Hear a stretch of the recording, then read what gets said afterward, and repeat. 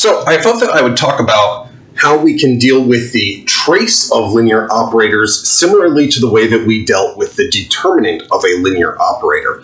In a previous video, I talked about how you can give this nice coordinate-free definition of the determinant, and it doesn't involve any formulas with a matrix representing the operator or anything like that.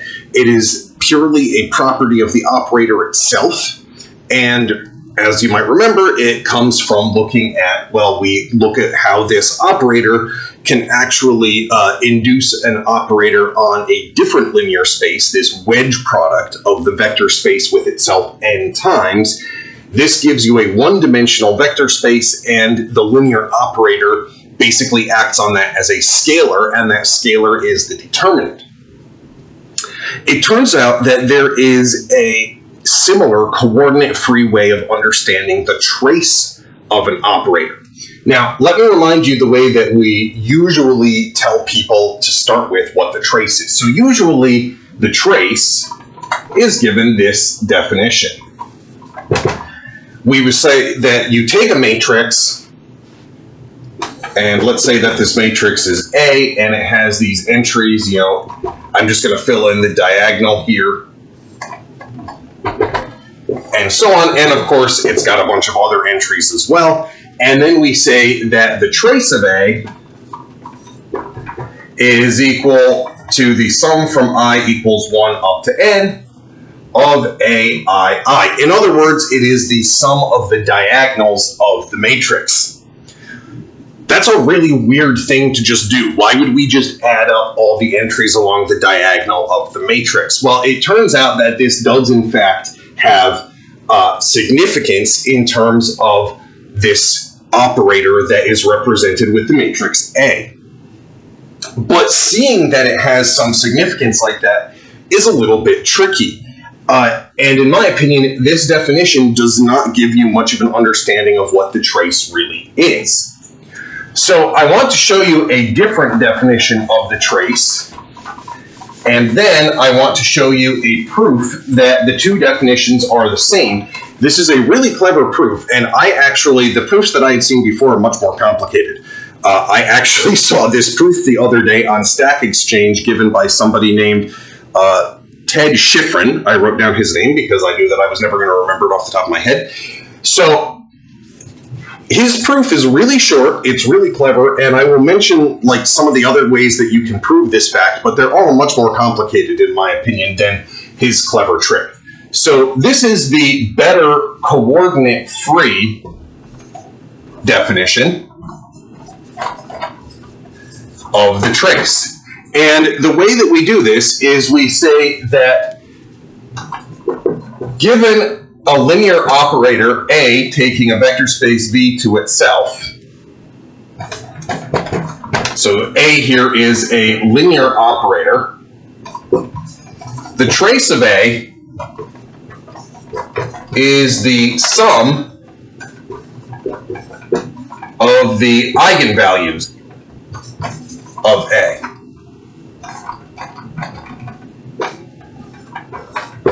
Now, when we do this, we have to be a little bit careful because we need to say that these eigenvalues, if you have an eigenvalue, you have to count it with multiplicity. So in other words, if this eigenvalue applies not just to a one-dimensional subspace, but to a higher dimensional eigenspace, then you have to count it with the multiplicity, which will give you the dimension of the subspace. So you really are adding together n different eigenvalues, but some of them may be the same number.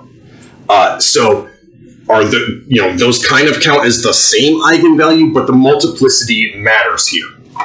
So let's actually note that down, that we want this to be with multiplicity. So this is clearly a coordinate-free definition, and one of the nice things here is that, well, we know that eigenvalues are just a property of a linear operator. They have nothing to do with how we choose to represent that linear operator with a matrix and a basis and things like that. So this is a purely algebraic, abstract kind of definition here that we've given with no reference to how you compute it. Of course, as I've said before, there are advantages and disadvantages to this. Often, if you just want to compute something, then having a definition in terms of the matrix is a really, really good thing. It's very convenient to just quickly do a calculation or even program a computer to do the calculation for you. But if you want to understand sort of what this number really represents, then this somewhat more abstract definition, even though it's more abstract and thus a little harder to understand, it's actually better for a lot of mathematical purposes to understand it this way than to just understand it in terms of some method of computing it. Okay, so why are these two things the same? The question that we have is, why is this the sum of the diagonals of a matrix for A?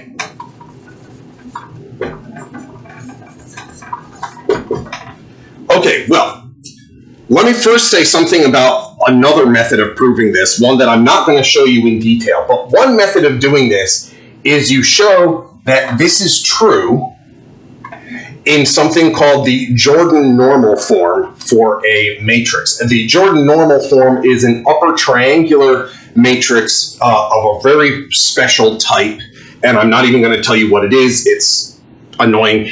And then you show that you can conjugate any matrix to be in Jordan normal form, and finally you show that the sum of the diagonal doesn't change under this conjugation. So Jordan normal form matrices, this fact that the sum of the diagonals is the sum of the eigenvalues is actually very straightforward to see. It's almost immediate. And then since every matrix is similar to a Jordan normal form matrix, and that similarity doesn't change the sum of the diagonals, well, that gives you the result. But the problem is you need to show that you can get every matrix into Jordan normal form by this conjugation, and it still really doesn't tell you a great deal about sort of intuitively why this is true necessarily. It gives you some understanding, and I think it's a good proof to understand. But I don't think it's the best proof that I've seen of this fact. It's certainly not the simplest. So here is going to be the simplest proof of this fact. Unfortunately, with a small whiteboard like this, I have to erase a lot. So we are going to take as our fundamental definition of the trace that if I have a linear operator A with eigenvalues lambda I and with a matrix representative with diagonals AII, we're going to take the definition of the trace of A to be the sum from I equals 1 up to n of lambda i's. And then we're going to show that this is going to have to be equal to this sum of the A sub i's as well. So this is our fundamental definition. We'll put a little definition mark here to show that this is how we're taking it as the definition, and we want to show that this trace is actually equal to the sum from I equals 1 up to n of the AII's. And how do we do this? Well, the key is to remember that these lambda i's are the roots of the characteristic polynomial for A. So let's take P of t to be the characteristic polynomial for A, which we will assume to be given by some matrix representation whenever we need. Now, the nice thing about the characteristic polynomial is we can kind of think about the characteristic polynomial in two separate ways. So one way that we can think of the characteristic polynomial, and this is the sort of coordinate-free kind of definition, is that the characteristic polynomial, it has this funny -1 to the n in front of it, and then it has t minus lambda 1 times t minus lambda 2, all the way out to t minus lambda n. In other words, the characteristic polynomial can be written purely in terms of the eigenvalues. On the other hand, the characteristic polynomial, p P of t is going to be the determinant of A minus t times the identity matrix. And if we look at what does this matrix look like, well, what this matrix is going to have here is on the diagonal, it's going to have A11 minus t, A22 minus t, A33 minus t. I'm sure you can see the pattern that's going on here, and it's going to have a bunch of other stuff up here in the corners.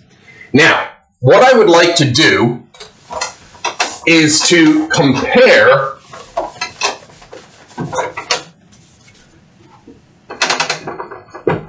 the coefficients of t to the n minus 1 in these two definitions. Now, I know that these two definitions have got to be equal to one another because they are just two different ways of calculating the characteristic polynomial. And that means that the coefficients of t to the n minus 1 have to be equal. Remember, two polynomials to be equal, each coefficient has to be equal to the corresponding coefficient for that same power of t in the other polynomial. However, for our purposes, we only actually are going to need this t to the n minus 1. So let's see what the t to the n minus 1 would come from this first definition. Let's call this P1 and P2, just to sort of say which one is which. So for P1,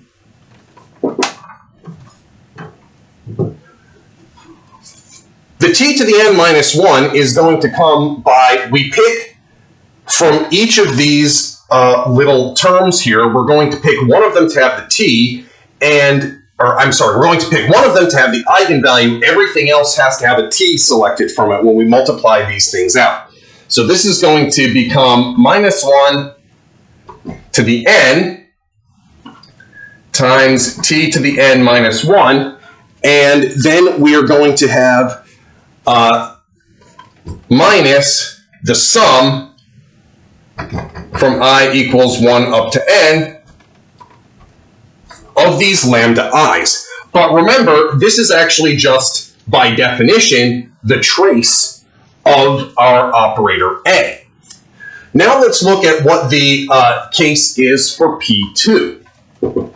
Well, for P2, the only way that we can get a power of t to the n minus 1 is if we have at least n minus 1 selections coming on the diagonal of this matrix when we calculate the determinant. Remember, when we calculate the determinant, we have to pick something from each row and column, and we can never repeat rows and columns twice, and then we add these together with a bunch of weird signs. Well, if I select just one thing on the diagonal to not include, I actually have to not include two things on the diagonal. It's impossible to just exclude one thing on the diagonal. And here's the problem with that. Once you have excluded one thing on the diagonal, I have to pick something else which is in that row and that column. And it turns out that once you do that, there has to be at least one other thing on the diagonal that gets excluded from that. Because, you know, let's say that I pick something to the right of this, or actually, let's say that I exclude the first thing, because that's the easiest. If I exclude the first thing, I have to then take something from a different column, and then I can't take whatever's on the diagonal in that column either. So once I throw out something on the diagonal, I have to throw out something else on the diagonal as well in this computation. Why does that matter? Well, the only way to get a t to the n minus 1 is if I have at least n minus 1 things taken on the diagonal. But this shows me the only way to do that is to take just the diagonal itself. So to get the part from P2, I actually just need to look at the product A11 minus t, A22 minus t, all the way up to ANN minus t.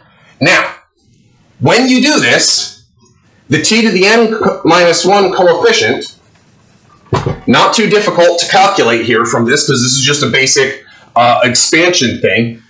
Just like we were doing in here, we are going to be picking out one of these to have an A11 or A22, an AII chosen, and everything else has to contribute a T. So what we are going to end up with here is going to be, once you muck around with the signs a little bit, you're going to get -1 to the n times T to the n minus 1 times the negative of the sum of the AIIs going from 1 up to n. Now, you do have to mess around with the signs a little bit, because what's going to happen here is you actually get a -1 to the n minus 1 times the sum of the AIIs, but you can then multiply by -1 squared in order to get it into this form. So I'm going to leave that as a little bit of an exercise. If I had a bit more room here, I would write things out in detail, but I'm lazy and don't feel like crossing things out. Well, when we compare P11 and P22, what we see then is that this has got to be equal to this. And we're done. This shows us that these two different ideas of the trace are actually equal. Now, once again, why is this so important to think about? Why is it a good idea to have this kind of abstract coordinate-free definition? Very simply, it's because this coordinate-free definition is a lot easier to work with to prove various properties of the trace. I mean, showing that the sum of the diagonals doesn't change under conjugation requires you to do some work with actually explicitly calculating what happens when you conjugate a matrix. But if I tell you, oh, well, the sum of the diagonal elements, it's actually just the same as the sum of the eigenvalues, now it becomes obvious. It's immediate. There's no work to be done here. We know that the eigenvalues don't change when you conjugate a matrix. That's, well, okay, you have to show that, but once you know that fact, then this becomes immediate.